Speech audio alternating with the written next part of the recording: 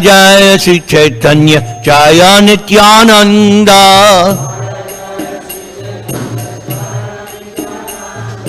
Jaya Dvaita Chandra Jaya Gaura Bhakta Vrinda. Jaya Jaya Sri Chaitanya Jaya Nityananda.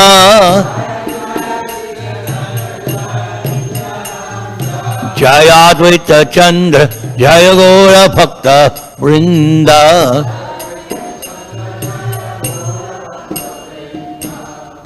Reading from the Sri Chaitanya Charitamrita Madhya Leela, Chapter 20.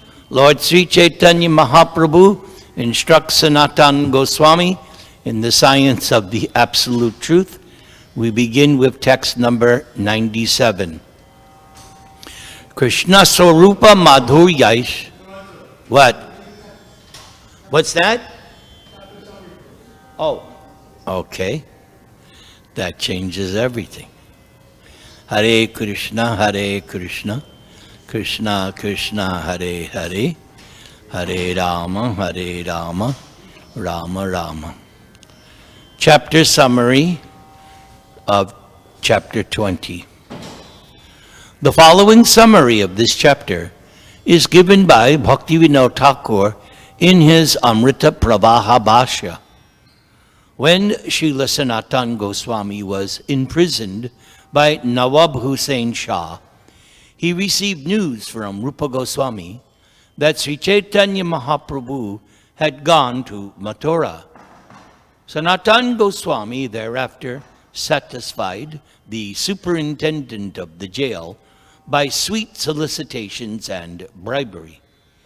After giving the jailer 7,000 gold coins, Sanatana Goswami was released. He then crossed the Ganges and fled. One of his servants, Ishan, followed him, carrying 8 gold coins. Sanatana Goswami and his servant then spent the night in a small hotel on the way to Benares. The hotel owner knew that Sanatana Goswami and his servant had 8 gold coins, and he decided to kill them and take the money. Making plans in this way, the hotel owner received them as honorable guests. Sanatana Goswami, however, asked his servant how much money he had, and taking 7 of the gold coins, Sanatana offered them to the hotel owner. Thus the owner helped them cross the hilly tract and proceeded towards Varanasi. On the way, Sanatana Goswami met his brother-in-law, Srikanta, at Hajipur, and Srikanta helped him after he had heard all about Sanatana's troubles. Thus, Sanatana Goswami finally arrived at Varanasi and stood before the door of Chandrasekhar. Chaitanya Mahaprabhu called him in and ordered him to change his dress so that he would look like a gentleman. For his garment, he used an old cloth of Tapan Mishra's. Later, he exchanged his valuable blanket for a torn quilt. At this time, Chaitanya Mahaprabhu was very pleased with him, and thus Sri Sanatana Goswami received knowledge of the Absolute Truth from the Lord himself. First, they discussed the constitutional position of the living entities, and Sri Chaitanya Mahaprabhu explained to Sanatana Goswami how the living entity is one of Lord Krishna's energies. After this, the Lord explained the way of devotional service. While discussing the Absolute Truth, Sri Krishna, the Lord analyzed Brahman, Paramatma, and Bhagavan, as well as the expansions of the Lord called Swayam Rupa, Tad Ekatma, and Avesha, which are divided into various branches known as Vaibhava and Prabhava. Thus the Lord described the many forms of the Supreme Personality of Godhead. He also described the incarnations of God within the material world. Incarnations such as the Purusha avatars, Manvantara avatars, Guna avatars, and Shakyavesha avatars. The Lord also discussed the divisions of Krishna's different ages, such as Balya and Palgunda, and the different pastimes of the different ages. He explained how Krishna attained his permanent form when he reached youth. In this way, Sri Chaitanya Mahaprabhu explained and described everything to Sanatana Goswami. Sri Krishna Chaitanya Prabhu Nityananda, Sri Advaita Gadadhar, Srivas Adi Gaura Bhakta Vrinda. Hare Krishna, Krishna Krishna, Hare Hare, Hare Rama, Rama Rama, Hare Hare. Beginning with text 97. Krishna Swarupa Madhuyash Varya Bhakti Rasashrayam Tattvam Sanatanayesha Kripayo Padidesha Sa. Sri Chaitanya Mahaprabhu, the Supreme Personality of Godhead, personally told Sanatana Goswami about Lord Krishna's real identity. He also told him about the Lord's conjugal love, his personal opulence, and the mellows of devotional service. All these truths were explained to Sanatana Goswami by the Lord himself out of his causeless mercy. Putting a straw in his mouth and bowing down, Sanatana Goswami clasped the lotus feet of Sri Chaitanya Mahaprabhu and humbly spoke as follows. Nicha jati nicha sangi patita adam kuvishai kupe paddi goainu janam. Sanatana Goswami said, I was born in a low family, and my associates are all low-class men. I myself am fallen, and am the lowest of men. Indeed, I have passed my whole life fallen in the well of sinful materialism. Purport by our founder Acharya A.C. Bhaktivedanta Swami, Srila Prabhupada. Actually, Sri Sanatana Goswami belonged to a Brahmana family because he belonged to the Sarasvat division of the Brahmins and was well-cultured and well-educated. Somehow or other, he accepted a ministership in the Muslim government. Therefore, he had to associate with meat-eaters, drunkards, and gross materialists. Sanatana Goswami considered himself fallen, for in the association of such men, he also fell victim to material enjoyment. Having passed his life in that way, he considered that he had wasted his valuable time.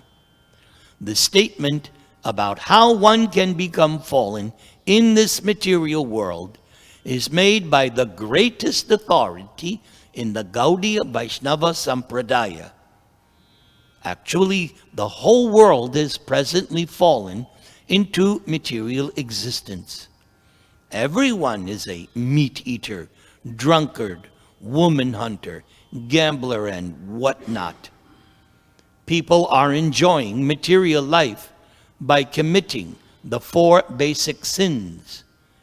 Although they are fallen, if they simply submit themselves at the lotus feet of Sri Chaitanya Mahaprabhu, they will be saved from all sinful reactions. I do not know what is beneficial for me or what is detrimental. Nonetheless, in ordinary dealings, people consider me a learned scholar, and I am also thinking of myself as such. Out of your causeless mercy, You have delivered me from the materialistic path. Now, by the same causeless mercy, please tell me what my duty is. Oh, this is another important Bengali line. Ke ami, kene amai, jare tapatrai, iha nahi jani, kemane hita hai. Who am I? Why do the threefold miseries always give me trouble? If I do not know this, how can I be benefited? Purport. The threefold material miseries are miseries arising from the body and the mind, miseries arising from dealings with other living entities, and miseries arising from natural disturbances. Sometimes we suffer bodily when we are attacked by a fever, and sometimes we suffer mentally when a close relative dies. Other living entities also cause us misery. There are living entities born of the human embryo, of eggs, perspiration, and vegetation. Miserable conditions brought about by natural catastrophes are controlled by the higher demigods.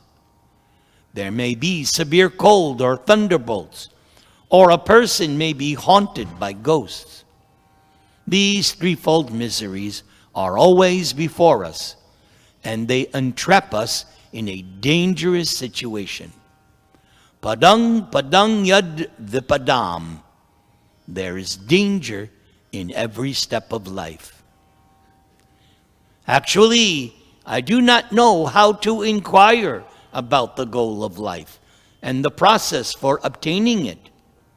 Being merciful upon me, please explain all these truths.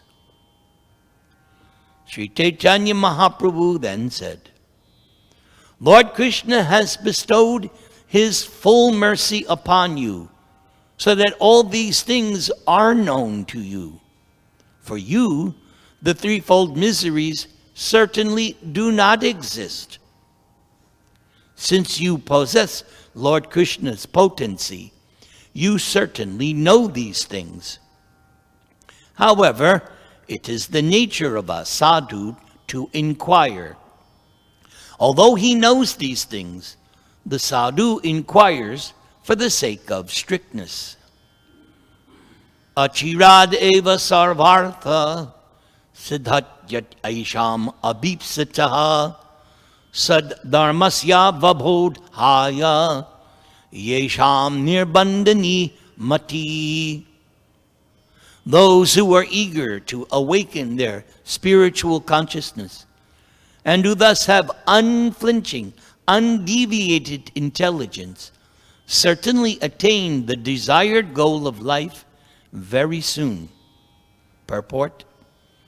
This verse, quoted from the Naradiya Purana, is found in the Bhakti Rasamrita Sindhu. You are fit to propagate the cult of devotional service. Therefore, gradually hear all the truths about it from me. I shall tell you about them. So do we want to do responsive? The verse? Huh? Okay. Jivera Swarupahai Krishnera Nityadas Krishnera Tatashta Shakti Beda Beda Prakash Suryangsha Kirana Yaiche Agni Jwala Chai Swabhavaki Krishnera Tina Prakara Shakti Hoy. Oh, we're doing, I'm sorry.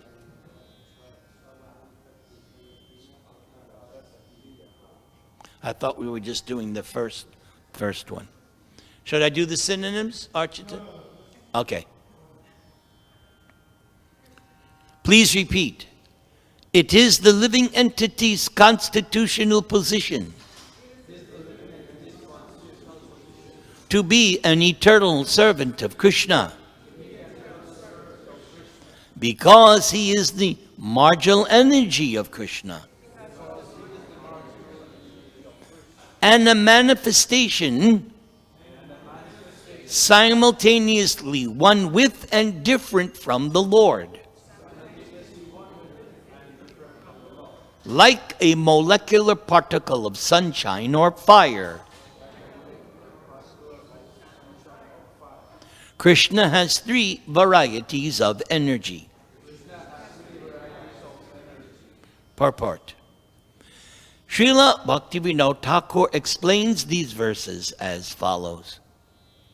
Sri Sanatana Goswami asked Sri Chaitanya Mahaprabhu, "Who am I?" In answer, the Lord replied, "You are a pure living entity. You are neither the gross material body nor the subtle body composed of mind and intelligence.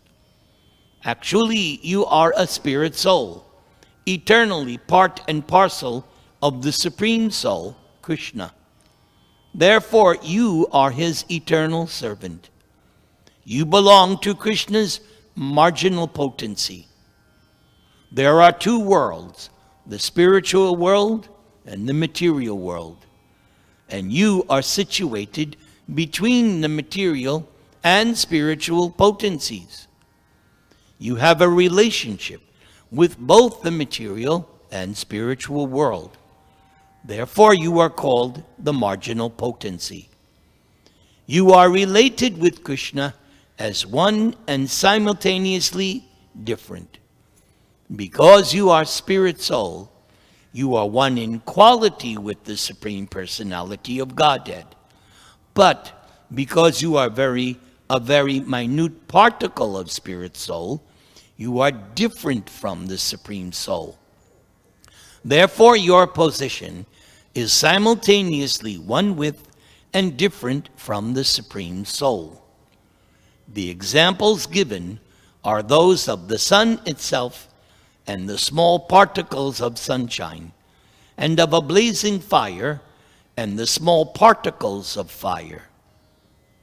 Another explanation of these verses can be found in Adi Leela chapter 2, verse 96.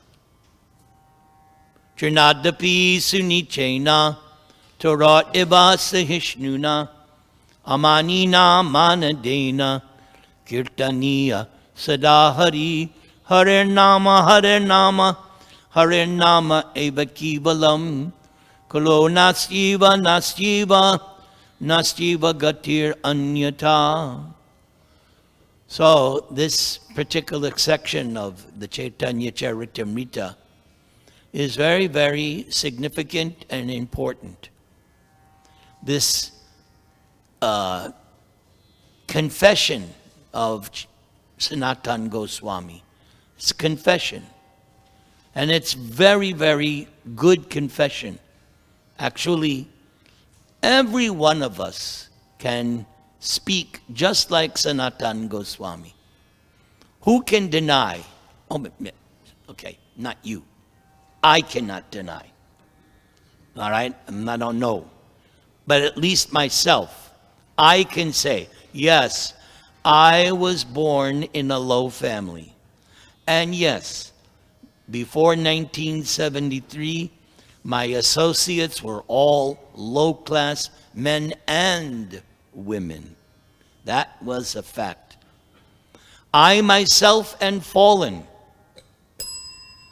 and am the lowest of men. Indeed, I have passed my whole life fallen in the well of sinful materialism. So this kind of admission, confession, is very much required if one wants to actually become a sincere devotee of Krishna. In the 6th canto, there's those 3 chapters discussing the history of Ajamil. And in one of the purports, Prabhupada emphasizes that all of us, myself. Since we come from a very fallen, sinful condition, now that we are devotees, we have to deeply regret what we did in the past. We have to really come to grips that everything I did before becoming a devotee, that was wrong. In this way, one can become determined. Because to become a real devotee, what this verse that was quoted by Lord Chaitanya, I believe it's a verse in connection with Narada, Achirad eva sarvartha, that verse. Those who are eager to awaken their spiritual consciousness. That's why somebody joins ISKCON. That's why somebody surrenders to the process. Because they're eager. There has to be that eagerness. Why? Because it's not easy being a devotee. I've told the story many times that back in New York, there were these two young men, and they wanted to become devotees. But after a couple of weeks, they went to the temple president and said, hey, look, we're from the CIA, FBI, I don't know, remember. We can't keep up with you guys. In other words, you get up 3, 4 o'clock in the morning. First thing, 4:30 in the morning, boom. And then you're engaged the whole day. There's no vacation from being a devotee. Even if you go on a vacation, doesn't mean, oh, okay, I'm taking a month off from my japa now. No. We go on vacations, right? Even Prabhupada encouraged us to go, to India for the month, right? Prabhupada said you should get like a break because you're full-time preaching. This is what's so great about Prabhupada. He loved us. He cared about us. He wasn't a megalomaniac wanting everyone to worship him and take advantage of. No, he cared. He cared about us. That's why we were willing to do anything for him. Because we knew Prabhupada is there for us. He will rectify everything. I know for myself, one thing that kept me going all these years, yes, Prabhupada is the only person I ever met who actually cared about me. Really, really cared about me. That's why he's everyone's eternal father in this movement. So, to be a devotee, you have to be so determined. Swavas Prabhu, you know practically better than most what it takes to be the temple president. You can't be, what is that term? Half measure. It has to be full. Am I right? It can't be, no, it has to be, I'm fully committed. Fully, 100%, I'm committed to pushing on Prabhupada's movement. So this eagerness, that wonderful phrase by Rupa Goswami, Laudyam. I remember one time on traveling Sankirtan when I was a brahmachari a long time ago. I remember we would take lunch, and back then it was, especially with certain leaders, I was with, I think, Vishnu Gada. He didn't fool around with Vishnu Gada. I was like, toe the line, hey. So during Prasadam, Prabhupada tape would be played. And I remember this one time. Prabhupada was speaking on that lolium ekalam mulam. And the way Prabhupada was explaining, I still remember it. Prabhupada was saying, the price to achieve Krishna is you have to be willing to, and he slammed his fist, you have to be willing to do anything for Krishna. And then I think he mentioned the gopis, how they were willing to do anything to satisfy Krishna. So Prabhupada said, that's the price of the ticket. Intense greed. We see in the world now, greed is rampant in the world. Greed. These billionaire rakshasas. 10 billion, not enough. It must, and Gita, it's right there, 16th chapter. So much is mine, and I will get more by my schemes. That's modern man. Never enough. More, more, more, more, until you explode. So that same kind of intense greed is required to achieve perfection in Krishna consciousness. Prabhupada warned us, don't stick around for Kalki. Finish up your business, ahora mismo. He didn't say it in Spanish, but finish it up now.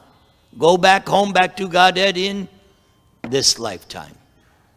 And he made it very, very easy. But application, rough. Every day, Hare Krishna, Krishna Krishna, day after day. One time, I believe in San Diego, one Indian gentleman was questioning the devotees. I've been chanting for 30 years. When am I gonna be done? So he didn't understand. So the answer is, you know you've achieved perfection when you don't talk like that. When you come to the point that you look forward to chanting and you want to do more chanting. Not that I did my 1 billion rounds, now I'm retired. No, you're missing the point. This is our life and soul. This is our life and soul. To hear, chant, glorify, remember Krishna. And that requires the higher taste. But how do you get the higher taste? Association. Big item. As Sanatan was saying, my associates were all low class. I know who my associates were before coming to this movement. Very not good. So association is key. Very key. Then you must have enthusiasm to chant. Hare Krishna, Krishna Krishna, Hare Hare, Hare Rama, Rama Rama, Hare Hare. Then also, you have to use your intelligence in Krishna consciousness. That intelligence comes from the Shastras, comes from the spiritual master, also comes from nice advanced devotees. Those who are eager to awaken. So intelligence, that's where you get your intelligence. And the central point, the books. Which is why Prabhupada emphasized, here, in this temple, distribute books, distribute books, distribute books. We see there's a movement right now in some parts of the country. They want to ban so many books. Book burning is now a thing. Well, they better not burn Prabhupada's books, because there are Prabhupada's books in the libraries. So Prabhupada was right. And you all know, next generation is coming. I'm sure you've met people. What's Hare Krishna? Some people have never seen this. So Prabhupada was right. The movement will spread by the books. So this information given by Lord Chaitanya is the foundational principle of our philosophy. You were very happy to read today that verse. I saw you. You were like, Jivera Swarupahai Krishnara Nityadas. I am the eternal servant of Krishna. Nothing more, nothing less. Eternal servant. I always was Krishna's servant. I'm Krishna's servant now. And even if I go back home, back to Godhead, I'll still be Krishna's servant. Yes. I've said many times, look at Yashoda. It's not that Yashoda is sitting back watching TV. She's working hard, working very hard. But in the spiritual world, the work is like play. Even in the material world, there's a difference. People will tell you, in my experience too, say you have a job, but it's something you like to do, then it's not so much a job. A job is, I got to do this. You don't want to do it, but you have to do it for whatever reason. That's a job. But when you have something that you love to do, that's pleasure. That's happiness. So to come to the stage that, oh, I get to dress the deities today, that is a good sign. Oh, today I get to give class. Yes, that's perfection. Today I get to preach. Today I get to do this. So getting that taste, that's the key. Getting the taste. So you get the taste how? By doing it. We tell people, for years we've told, I think it's a quote from Bhakti Siddhanta, you cannot taste the honey licking the outside of the bottle. You have to open it. So the ecstasy, the transcendental bliss is there. But how to access it? How to actually tap into it? Trinadapi sunichena. Humility, humility, humility. I remember maybe 10 years ago, one devotee, my senior godbrother, we would meet on the front steps before Mangalarti, and we used to have a running joke. Prabhu, make sure you take a nice big slice of humble pie before you enter the temple. How much? You cannot overeat humble pie. You cannot. You think you're humble, I think I'm humble, that's all right. You can be more humble, I can be more humble. And then just trying to hear the holy name. The other day, a week ago today, I was at a program, and one of you was doing kirtan, and I was watching. The person had their eyes closed, and they were really listening attentively to their kirtan. That's the key. Attentive, attentive. Not this kind of japa. Hare Krishna, Krishna. You've seen that kind of japa? Yeah. Right? No. Hare Krishna, Krishna Krishna, Hare Hare. Hare Rama, Rama Rama, Hare Hare. And get the taste. And go out and preach. Go out and preach. Contact the conditioned souls. Somehow or other, give them Krishna. Jivera Swarupahoy Krishnera Nityadas. And this nice meditation Lord Chaitanya gives, just like a particle of sunlight. I've always preached on this.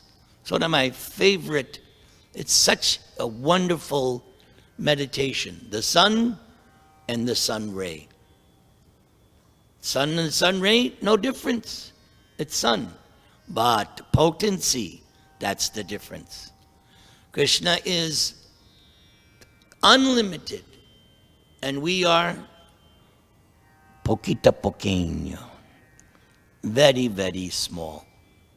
But that's all right. It doesn't take much for us to be fully satisfied. Purna santosh, purnamrita swadanam. So, fill, what does Bhaktivinoda Thakur sing? Fill your lips with the Harinam. Hare Krishna, Krishna Krishna, Hare Hare. Hare Rama, Rama Rama. So Das Prabhu, would you like to comment?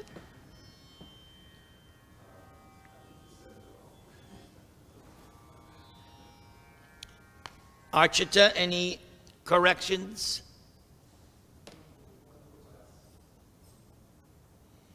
Any questions, comments? Oh, we have something in the back. I think years ago in 55th Street, Prabhuji, you were giving these, weekly classes on mentor instruction, maybe? It was a long time. And can you comment on the set Krishna Namacharita Santapta Vidya? Of what? Number 7, mentor of instruction. Krishna Nama Charitari Sitapya Vidya Pito Patapta Rasanasya Narochikanu Swavi. All right. Anyway, the gist of that verse is Krishna's name is sweet, like Mahaprasad. So Krishna's name actually is the sweetest thing. And everyone enjoys sweets. But if you have a disease called jaundice, then the sugar becomes very, very bitter. But the problem with somebody who has jaundice is that the only cure is sugarcane juice. So you have to take the medicine to get cured. But the medicine is bitter. You gotta just suck it up and take the medicine. And as you get cured from the disease, in this sense, the jaundice of ignorance, material attachment and attraction, as you chant, that means Tadgadamula Hantri. The disease of ignorance is being destroyed in the root, in the heart. So as we become purified, the medicine is less bitter. And when you're fully cured, give me more, give me more, give me more. And that's how you feel. You want to just chant and preach and take prasad. Because you have the taste. So by force, you have to take the medicine. That's why we have spiritual master. That's why. Do you remember? I don't know if it was 55th Street or Henry. Sometimes they would, to wake us up, they would do the fire alarm bell. Yes, that's what I remember. It's either one of those two temples. I think it was probably Brooklyn. Yes, Henry Street. So, take your medicine. All right, Amalabhakta Maharaj had his hand. Did you have your hand raised?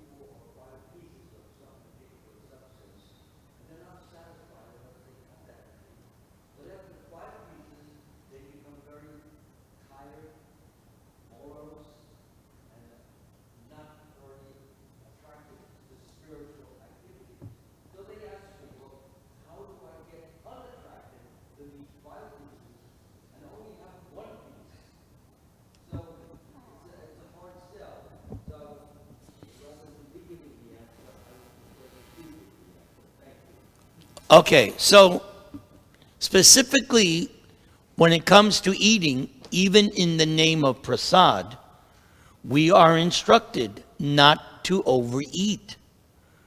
In other words, the tendency to overeat is because I'm focusing more on the material aspect rather than its spiritual significance. So we're warned by the nectar of instruction and elsewhere by Prabhupada, especially when it comes to eating, to be, what do we say? Less is more. And especially us seniors, I mean, we're all realizing, because I know from still doing programs, all the hosts are saying, what's wrong? You only eat a little bit now. You used to eat 10 plates. Now you barely eat one. I go, yeah, I'm 74, hello. I can't eat like I did when I was 30. So yes, we have to also control our senses. And the brahmachari, Prabhupada writes this, the brahmachari in particular has to be careful in the name of prasadam, overeating, because someone will get a visit from Mr. Lust. And that's the dreaded enemy of a brahmachari. I should know. So, moderation, but not when it comes to hearing and chanting. But in terms of prasadam, moderation. That would be the answer I would give. Is that okay? Okay. Well, you're entitled. You're a senior. All right, yes?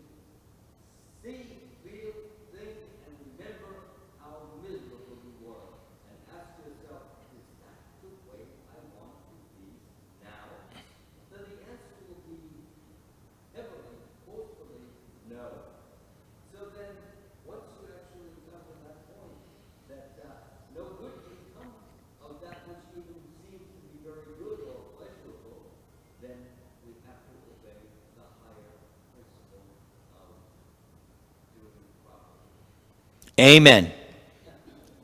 All glories to New Dwarka Dham.